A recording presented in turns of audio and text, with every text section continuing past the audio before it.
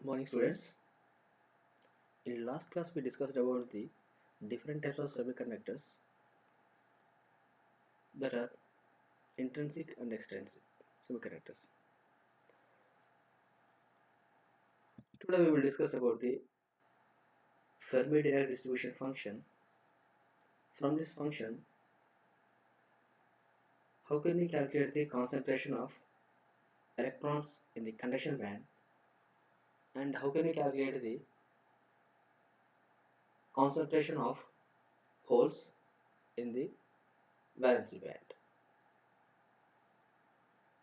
And similarly, these two are calculated in the intrinsic semiconductors and extrinsic semiconductors. First, we will discuss about the Fermi-Dirac distribution function. It is a probability function. It gives the probability of finding an electron in allowed energy level E. And it is given as f of E equals to 1 by 1 plus e power E minus Ef by kT. Here f of E is the Fermi-Dirac distribution function. It is used to find the probability of an electron in the allowed energy level E. Here, Ef is the Fermi energy level and K is Boltzmann constants in electron volt per Kelvin. It is equals to 8.6 into 10 power minus 5 electron volt per Kelvin. And sometimes we may use K bar. It is also Boltzmann constant, but it is in joule per Kelvin. It is represented as 1.38 into 10 power minus 23 joule per Kelvin. And here f of e is the probability function. It is always lies in between 0 and 1. Here, Fermi energy level, EF. So how can you define the Fermi energy level? It is the highest energy level occupied by an electron at absolute temperature or 0 Kelvin. Here, electrons are called fermions because they obey the Fermi-Dirac distribution function. So by using this function, we can find the probability of finding an electron in the allowed energy level E. So here, from this function, we are taking different cases. The function f of e equals to 1 by 1 plus e power exponential of e minus ef by kT. Here E is the capital E is the allowed energy level, EF is the Fermi energy level. It is nothing but highest energy level occupied by an electron at absolute temperature or 0 Kelvin. And K is Boltzmann constant, T is temperature in Kelvin. So in this function, here I am assuming first case T equals to 0, that means absolute temperature, and E is greater than EF. So allowed energy level is greater than the Fermi energy level. Then what will be the function? Here, when E is greater than EF, then we can write E power E minus EF by kT is equals to infinite because T equals to 0, something by 0 equals to infinite. So this function becomes plus infinite. So E power plus infinite equals to infinite. So infinite plus something equals to infinite. So 1 by infinite equals to 0. When temperature is 0 Kelvin and allowed energy level is above the Fermi level, then probability of finding electron is 0. From this we can say at absolute temperature or 0 Kelvin, no electron will have energy greater than the Fermi energy level. That means above the Fermi energy level, all the energy levels are empty. No electron will occupy above the Fermi energy level. Yes. So from this we can say above the Fermi energy level, all the energy levels are empty. So we cannot find any electron above the Fermi energy level. In second case, we are assuming T equals to 0 Kelvin and allowed energy level is below the Fermi energy level. E is less than EF. In this case, exponential of minus, minus of E minus EF, exponential of E minus EF by KT. Here T equals 0, again something by 0 equals to infinity, but here E is less than EF. In this case, it becomes minus infinite. So we know e power minus infinity equals to 0. So 1 plus 0 equals to 1. So 1 by 1 equals to 1. So the probability function is equals to 1. So from this we can say at 0 Kelvin all the energy levels below the Fermi energy level are filled with the electrons, or we can say below the Fermi energy levels all the states, all the energy levels are filled with the electrons. From this we can define the Fermi energy level. How? The energy level below at which all the states are filled with electrons and above which all states are empty. So Fermi energy level is the energy below at which all the states are filled with electrons and above which all states are empty. Yes. So above the Fermi energy level all states are empty. Below the Fermi energy level all the states are filled with electrons. In case 3, we are considering temperature is not equals to 0 and allowed energy level is equals to Fermi energy level. Then what happens? In this case, when temperature is not equals to 0 and allowed energy level E equals to EF, so E minus EF equals to 0. So exponential of 0 by something equals to 0. So exponential of 0 is equals to 1, we know. So from this we can write 1 by 1 plus exponential of 0, it is equals to 1 by 1 plus 1. So it is equals to 1 by 2. Now we can write it is equals to 0.5. So when temperature is non-zero and allowed energy level is equal to the Fermi energy level, so the probability of finding an electron is equals to 0.5. So from this we can say at non-zero temperature the Fermi energy represents an energy level at which probability of finding an electron is 0. So from this Fermi-Dirac distribution function, above the Fermi energy level all the energy states are empty at t equals to 0. Below the Fermi energy level all the energy states are filled with electrons at t equals 0. When t is not equal 0, E is equals to EF. In this case, the probability of finding electron is 0.5. Next, law of mass action. Under thermal equilibrium, for any semiconductor, the product of number of holes and the concentration of electrons. Number of holes means concentration of holes and concentration of electrons is constant. That means under thermal equilibrium, for any semiconductor, the product of number of holes and number of electrons is constant and it is independent of amount of donor and acceptor impurity. So when we are considering the intrinsic semiconductor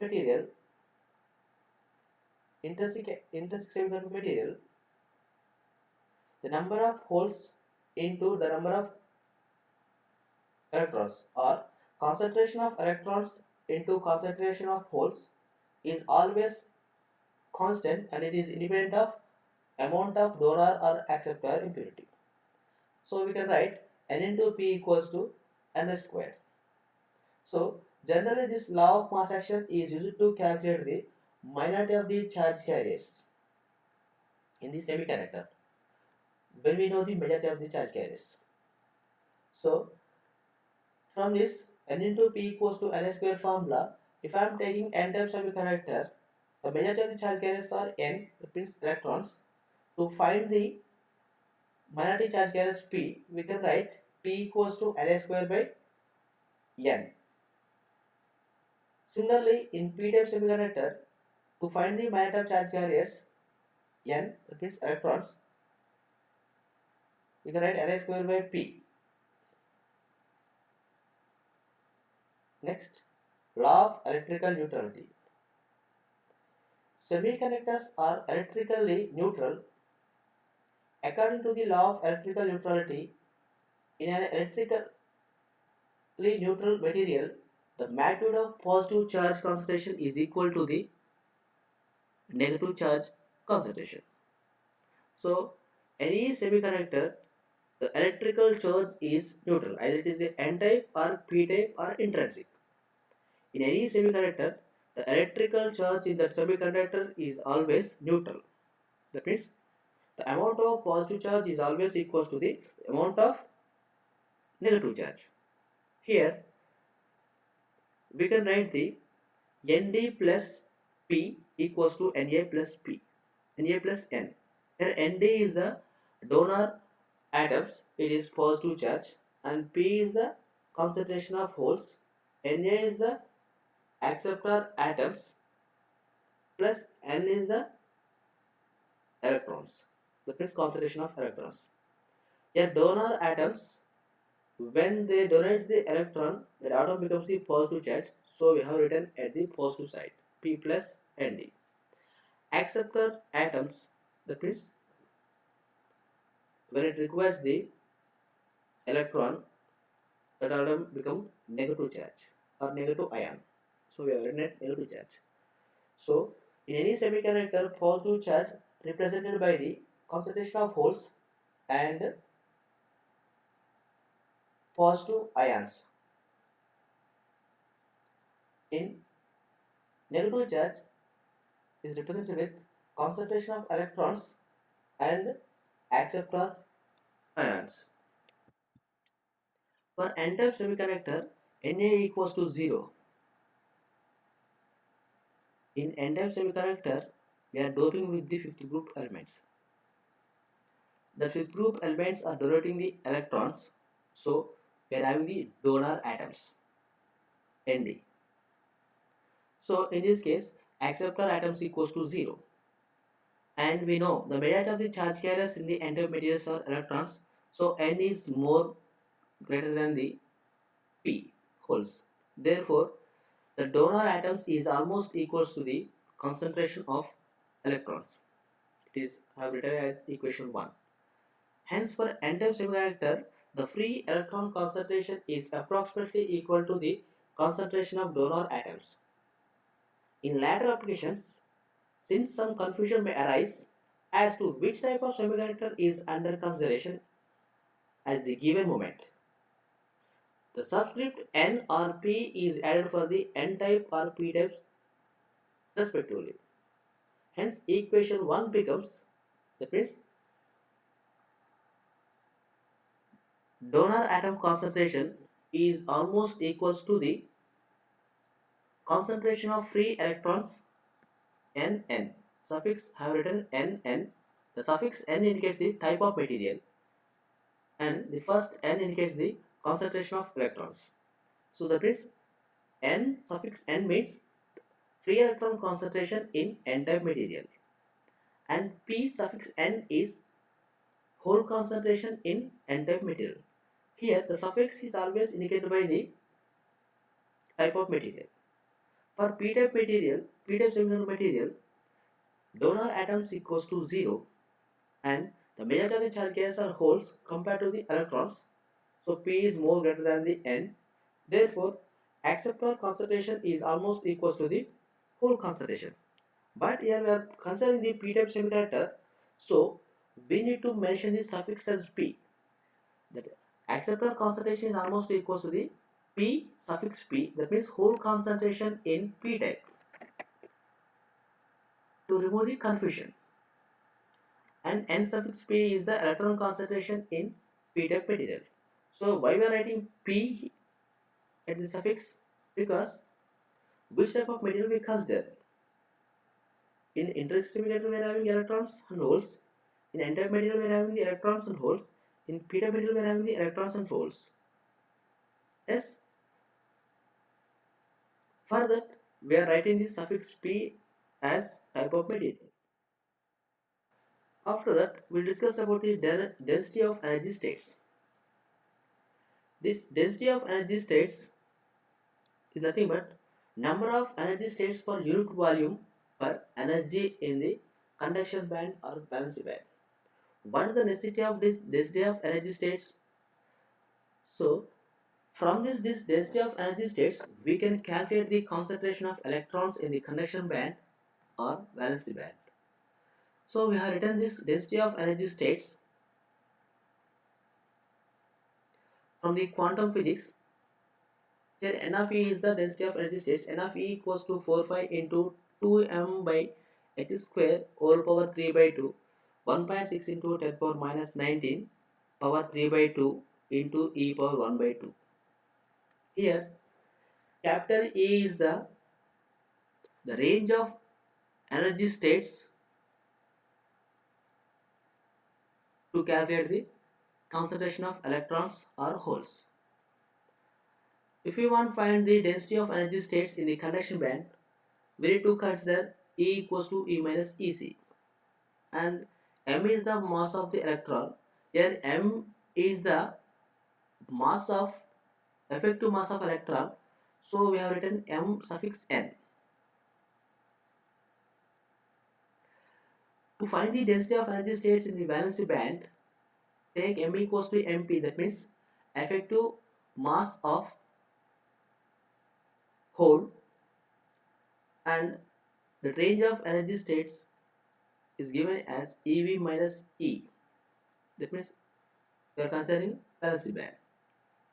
So based on where we are calculating the density of energy states, we need to replace E equals to E minus EC or EV minus E. For conduction band, E minus EC. For valence band, EV minus E. So in conduction band, we are having the electrons, free electrons. So M can be written as effective mass of free electron. In valence band, we can calculate the holes. Now M can be written as effective mass of hole. Next, concentration of free electrons in the conduction band. So now we are calculating the concentration of free electrons in the conduction band. So generally free electrons are available in the conduction band only. So it is obtained by multiplying the density of energy states N of V and Fermi-Dirac distribution, and by integration this product. So the concentration of free electrons in the conduction band, now I am representing N. Concentration of free electrons is represented with N in the conduction band. So now the conduction band is upper energy band. The valency band is lower energy band. So in this conduction band, the starting energy level is we are representing with EC. So we are calculating the free electron concentration from the starting energy level of conduction band EC to up to infinite. So now we are taking the limits as EC2 plus infinite, and f of e is the probability function and n of e is the density of energy states. S. So we are calculating the total number of free electron concentration in the conduction band from the EC2 plus infinite. So we already know f of e is the Fermi-Dirac distribution function and n of e is the energy density function. So f of e equals to 1 by 1 plus e power e minus ef by kt. So when e minus ef is more greater than the kt, then we can write it is equals to e power minus of e minus ef by kt. Yes, and n of e is the density of energy states. It is equals to, we already know, we are using in conduction band, we are calculating the concentration of free electrons. So m becomes mn and e becomes e minus ec. Why? Because it is in conduction band.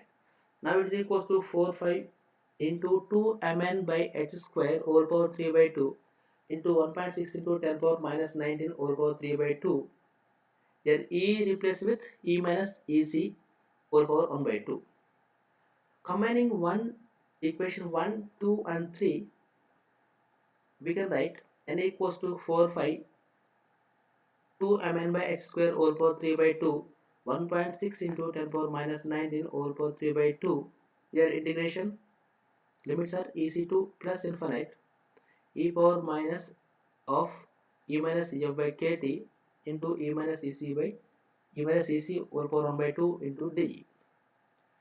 So now we are integrating with respect to allowed energy level E. So for the integration purpose, I'm considering that E minus EC equals to X. So we can write E equals to X plus EC. Then limit EC to infinite to 0 to infinite. So now n is represented with 4 5 into 2 mn by x square whole power 3 by 2, 1.6 into 10 power minus 19 power 3 by 2. Limits are changed from 0 to infinite. Now it is represented with e power minus x plus minus of x plus ec minus ef by kt into x power 1 by 2 dx. By taking this ec and ef are common constants, so now it is 4 5 to 2 mn by x square whole power 3 by 2, 1.6 into 10 power minus 19 whole power 3 by 2, e power minus of ec minus ef by kt. Now we are integrating with respect to x. Now that e is converted into x, 0 to infinite x power 1 by 2 e power minus x by kt dx. So in the calculus we can write 0 to infinite x power 1 by 20 e power minus x dx can be written as root 5 by 2 into 1 by a root a. It is formula. Here a is equals to 1 by kt. From this we have written the solution. N equals to 4 5 into 2 mn by x square whole power 3 by 2, 1.6 into 10 power minus 19 whole power 3 by 2, e power minus of ec minus ef by kt. So the integration part represented with root 5 by 2 kt power 3 by 2. Here k is the Boltzmann constant in the electron volt per Kelvin. Now that electron volt per Kelvin into 1.6 into 10 power minus 19 is represented with k bar. It is also Boltzmann constant, but it is in the joule per Kelvin. So now we have written n equals to 2 into 25 mn into k bar t by h square whole power 3 by 2 into e power minus of ec minus ef by kt. So this term 2 into 25 mn by h square, sorry, 2 into 25 mn k bar t by h square whole power 3 by 2, the term constant term is considered as nc. It is effective density of states in the conduction band. Now k bar we have written k bar equals to k into e equals to 1.6 into 10 power minus 19, k equals to Boltzmann constant in electron volt per Kelvin. Now that k bar is represented as 1.38 into 10 power minus 23 joule per Kelvin. Don't confuse with k and k bar. K bar is Boltzmann constant in joule per Kelvin. It is represented with k into e, and k is the Boltzmann constant electron volt per Kelvin. Concentration of holes in valence band. So when we know the probability of finding electron in the allowed energy level by using the Fermi Dirac function f of e. Yes, from that we can write 1 minus f of e is the probability of missing an electron in the energy state. F of e is the probability of finding an electron in the energy state. 1 minus f of e is the probability of finding missing an electron or empty energy state. Can we write? Yes, we can write. From the probability function, f of e equals to yes, 1 minus f of e equals to no. So f of e is the probability of finding electron. 1 minus f of e is probability of missing an electron or empty energy level, or it is also called as hole. So by simplifying this one, so we can get P equals to Nv into e power minus of Ef minus Ev by kT. Here Ef is the Fermi energy level, Ev is the valency band. Why? Because we are calculating the concentration of holes in the valency band. Holes can be available in the only valency band. So the range is from minus infinity to Ev. The top energy level in the valency band is Ev. So it is from minus infinity to Ev. Okay. So where Nv is the effective density. Here it is typed as mistaken. Sorry, it is density. Effective density of state in valency band. Clear? Here Mp is the effective mass of hole, and K bar is Boltzmann constant in joule per Kelvin, and H is the Planck's constant below that one. Yes. So if you want clear derivation, you can go through the notes. Now we know the concentration of electrons and concentration of holes. Now we are calculating the intrinsic concentration. What could be the intrinsic carrier concentration in the intrinsic semiconductor? It's the concentration of free electrons or holes in the pure semiconductor. Pure semiconductor is nothing but intrinsic semiconductor. Here the electrons concentration is equal to the holes concentration. The number of holes in the intrinsic semiconductor is always equal to the number of electrons. So we can write intrinsic carrier concentration Ni can be written as equals to N equals to P equals to Ni. From the law of mass action, we know the product of electron concentration and hole concentration is constant and it is independent of dopant atoms. So we can write N square equals to Nc. We know N is nothing but concentration of electrons. It is already derived in the previous slides. Nc into e power minus Ec minus Ef by kT, and P equals to Nv into e power minus of Ef minus Ev by kT. So from this we can write Ni square equals to Nc into Nv. Nc is the effective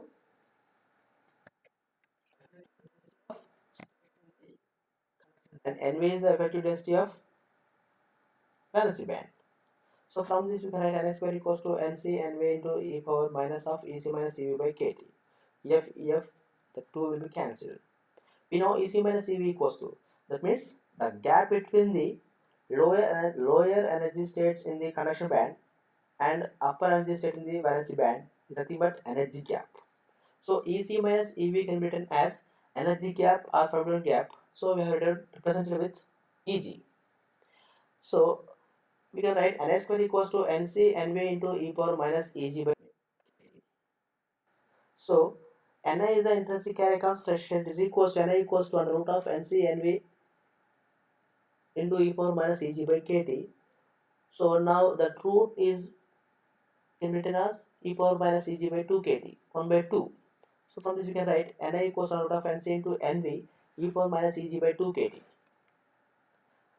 From equation 1 we can write Ni square equals to, we are replacing the Nc and Nv. Yes, here. Now these constants except e power minus Eg by kT, The remaining all the terms we are considering as A. And here t power 3 by 2, here t power 3 by 2, that is equals to 6 by 2.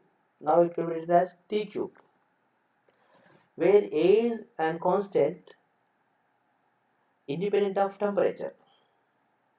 Independent of temperature.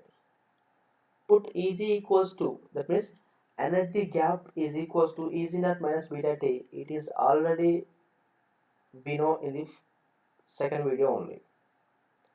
So beta is the constant. So this energy gap can be calculated based on the temperature.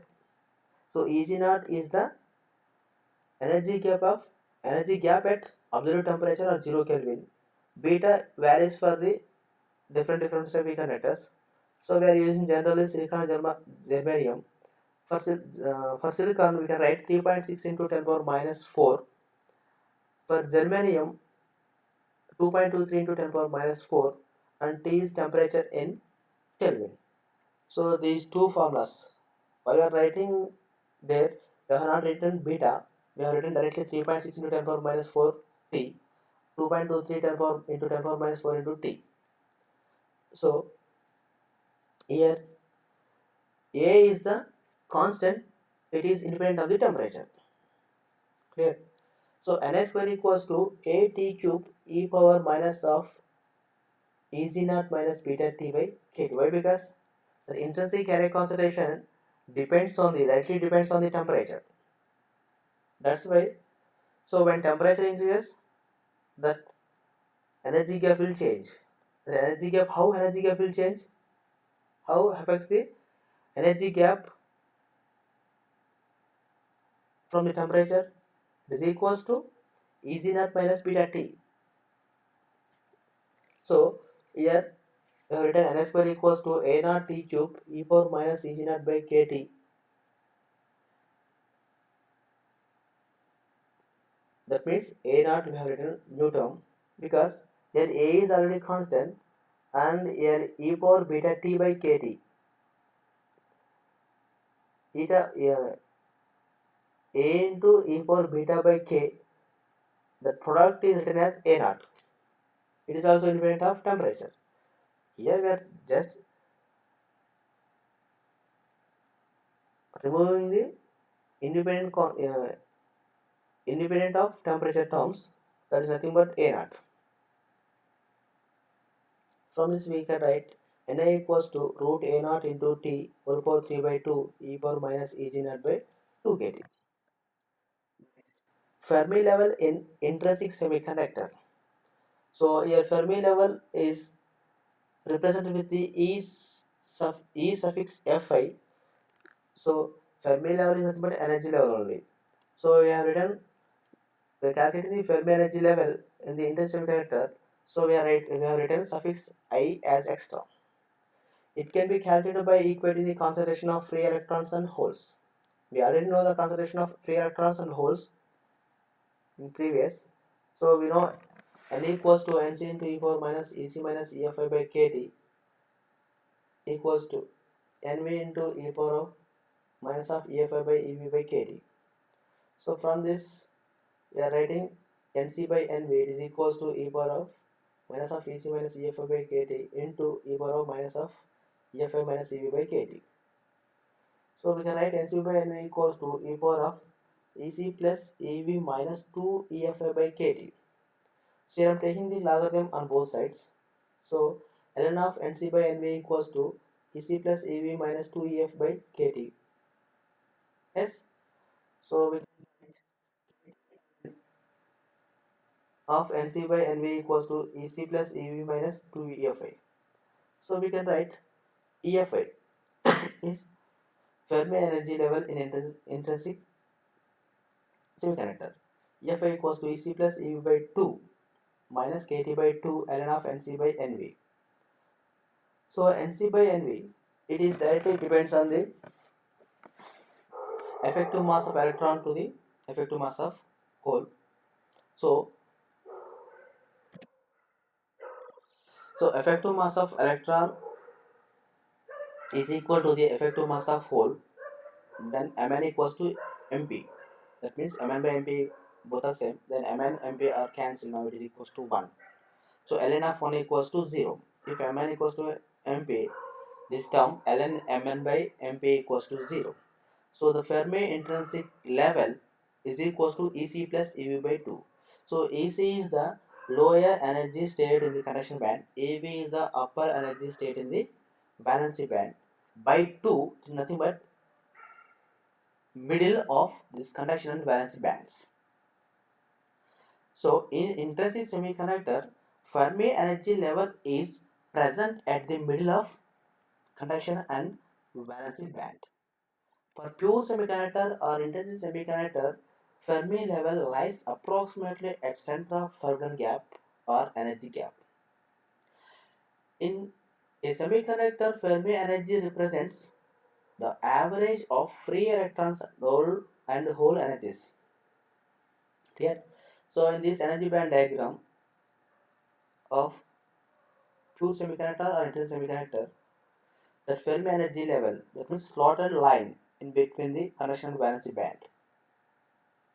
So it is always, Fermi energy level is always lies in between the center of the Fermi gap. Clear? So from this we can say it represents the average of free electron and hole energies. So here I have mentioned a problem. The intrinsic gallium arsenide electron and hole mobilities are 0.85 and 0.04 meters square per volt second, and corresponding effective masses are 0.068 m naught and zero point 0.5 m naught.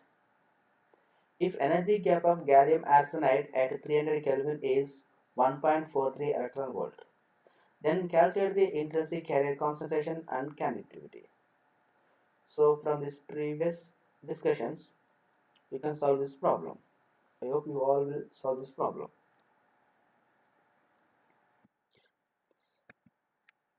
Thank you.